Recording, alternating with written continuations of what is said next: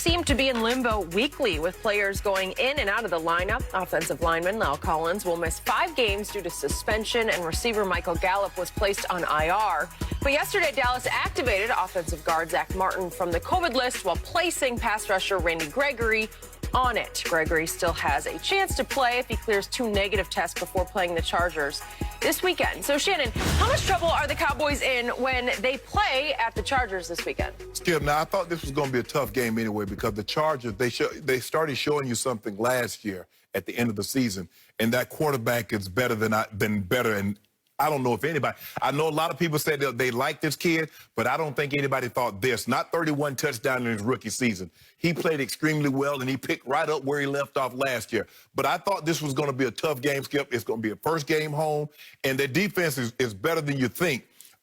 Joey Bosa, even if La'el Collins was there, Joey Bosa is a guy that does a great job of transferring speed to power. He can bend the edge. He can rush with power. So he's tremendous. He's as good as we have in the league at the end position. Yep. Derwin James is back and healthy. They have players in the secondary that can cause you a problem. Now, for the other side, now Gallup, Skip, I think Gallup is the guy that they probably will miss the least, because you still have Amari, you still have CeeDee Lamb. I like Cedric Wilson. I think Wilson does a great job coming in. Agreed. I think they have enough on that side of the ball. Gregory is another issue, Skip, because he's a guy that can generate pressure. And that's what seems to where the Cowboys are lacking, is getting pressure. Skip, do you really want this kid to be able to just stand back there and pat the rock and just take it with Keenan Allen or Williams or whomever he like, Jerry Cook? I don't think so. So I think of all the guys that could possibly miss, I think Gregory would be the one that they miss the most, for the simple fact, remember, Skip, now Tom Brady, you saw what Tom Brady just did to him. And because they didn't get the pressure. So for me, La'el Collins, that's an issue. But they get Zack Martin back. So I think the thing for me is that I think the Cowboys will struggle, probably win this game, but I'm not ready to pick them. Probably win this game? But I'm not ready to pick them just yet. Wait a second. After all that doom-saying that came out of your mouth, then you slip in at the end, they're probably going to win this game. They're 3-point dogs. No, all I said was Gallup is out. I like Wilson. Now, if Coop was out, now you might be on to something. No, because CD would just take it over. No, CD ain't gonna, I know you think CD would take over. But I just think the thing, Skip, of all the guys that's going to be out, I think the guy that they're going to miss the most is and we don't know. He's still back, like I said, Skip, because he's vaccinated, 5 days, a couple of negative tests, and he's going to be able to play. So let's just say, for the sake of argument, he plays. Now you're down Gallup. Really? Is that, I don't really think so, Skip. But this game, win, lose, or draw, is going to be much more difficult than you think. And then guess what? Fly, Eagles, fly. Fly, Eagles, fly. Fly, Eagles, fly. It's a Monday night game back at Jerry World. I like the Eagles. So it would be 2 weeks from last night. Yeah. It would be Jalen Hurts at Jerry World. Yeah. You suddenly become a big Eagles fan. Fly, Eagles, fly. Oh, I like it. I'm liking this. It's funny. I touted the Eagles all offseason. You poo-pooed them all offseason. You said they're just garbage. Jalen Hurts, you just don't believe in.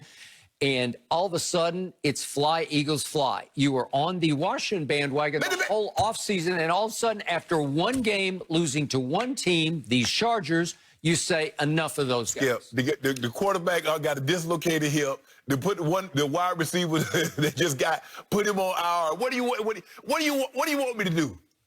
I tried to tell you the whole offseason that Taylor Heineke is better than Fitzmagic, but you wouldn't listen to me, because I watched Taylor Heineke first late in the season go up. He came in off the bench against the Eagles. Well, against Carolina. Yeah, remember? Yeah. And he was. Oh, yeah, I guess when he came out, from Alex Smith. He was really good. Right.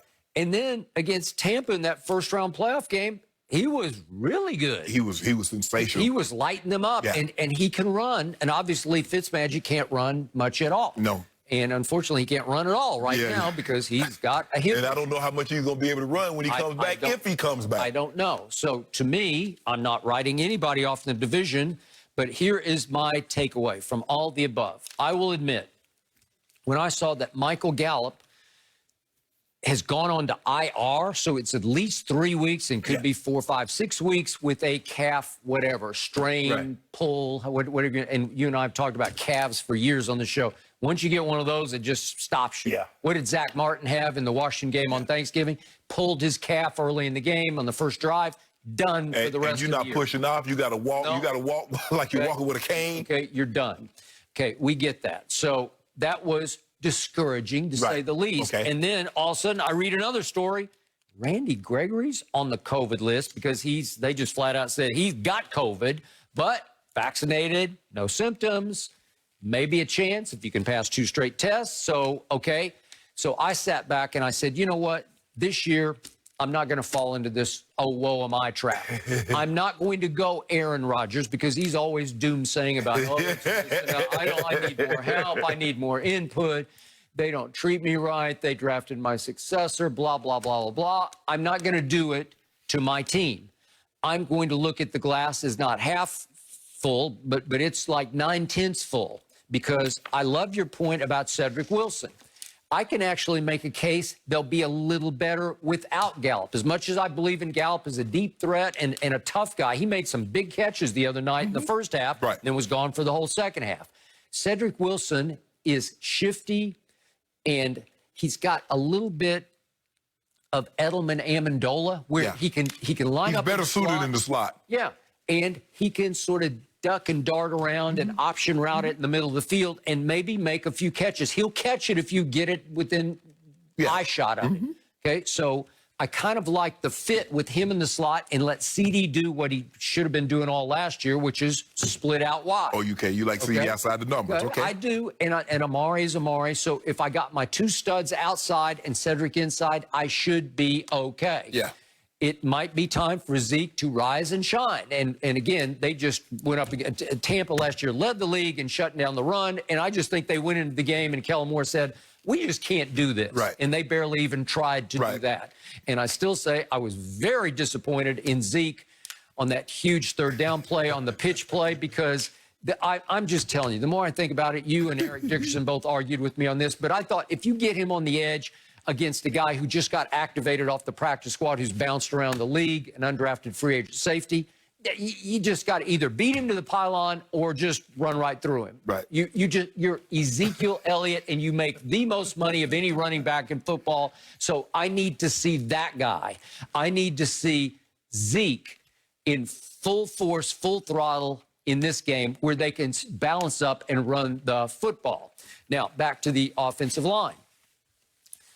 At least Zack Martin is back. Correct. And he's not coming off an injury. He's coming off COVID. Right. So, and by the way, speaking of COVID, my team now has 10 on the COVID list since the start of training camp. Seriously? Well, what's going on in Texas? Nothing good. Exactly. Right? Exactly. Okay, so they are sort of a microcosm of the state of Texas. They're just going to get hit hard by COVID. Yes. And they have been hit pretty hard. Because there's no bubble situation, Skip. There's no bubble. I got it. Okay, so now back to Zack Martin. I told you yesterday, I still think there's a chance you move him to all the way out to the right tackle. He doesn't want to play that, Skip. Okay, I believe they did it twice last year out of desperation, and I did love the way Connor McGovern stood in for him at right guard at Tampa and held up all night long. I thought he was really good. Okay, so if you have to, in a pinch, out of desperation, move him out to right tackle just to try to survive the game, I am okay with that. Okay. He won't be okay with it. I will. He's going to be a Hall of Fame right guard. Right. But you got to take one for the team. You're not going to be at your greatest because it's not where you're comfortable. Exactly, because, Skip, I'm an all-pro guard. I'm probably going to have a busting can at guard, and you put me at tackle where you could possibly make me look ordinary. You might. I'm not trying to look, because Joey Bosa is legit, Skip. I don't know how many people really understand what but Joey Bosa is legit. I've never doubted that. He's like, what about next week? Can I move to right tackle next week against the Eagles as opposed to dealing with Joey Bosa? Okay, how legit is Ty Nsekhe? That's who we signed as a backup swing tackle. Well, what about Steele? What about Knight? What about him? Terrence Steele. Yeah, Steele. The man named Steele. Shouldn't he be good with a last name Steele? Man of Steel. Yeah. He and Knight are undrafted free agents. Yeah. Really? I don't trust it. I don't like it. you have to go in the pinch with Zack Martin. I think it'll take one for the team, and I think it will inspire the team. A man's last name should tell you something about the man, right? Steel. Yep. She'll be tough. Unbreakable. I don't think so. So I'll take Connor McGovern at right guard. I still love my team, and all I need is for my team to win the least. And this is a huge swing game because, to your point, you would not want to fall down 0-2 and come home to face a suddenly hot Eagles team, because they well might be 2-0 by then and on fire to come into Dallas, where I thought Jalen Hurts played pretty well last year. Yeah, and Skip, the thing is, Trayvon Diggs played well. He did a great job on Mike Evans now. He did a great job, but Keenan Allen is a different type of receiver. Keenan mainly works out of the slot. Yep. He's a tremendous route runner. Tremendous. He doesn't have great speed, long speed, but in a confined space, you couldn't touch him in a phone booth. So if they put Diggs on him, he's going to have his work cut. He's going to have to do a lot of start, stop, change of direction things. So, look, the thing about SoFi, I understand the Chargers are coming home, but I got a sneaky suspicion there's going to be more Cowboy fans in there. Got potential. Southern California is Cowboy heaven. Yeah, I don't know how that happened. Heaven. I don't know how that happened. When you walk in the door here at Fox in the morning, you see our man Derek, the security guard downstairs, and he is an all-time Cowboy fan. Born and raised a bunch of them. L.A. I just took $100 off one of the security guys. $100? Yeah, he bet the Cowboys at Tampa, and he got off at 4 o'clock, and I made him wait because he tried to pass the money after D to hand it to me. I said, nah. You gonna wait till I get here. He was off at 4. I got here at 5:35. They were 9-point dogs. Did you give him any points? I gave him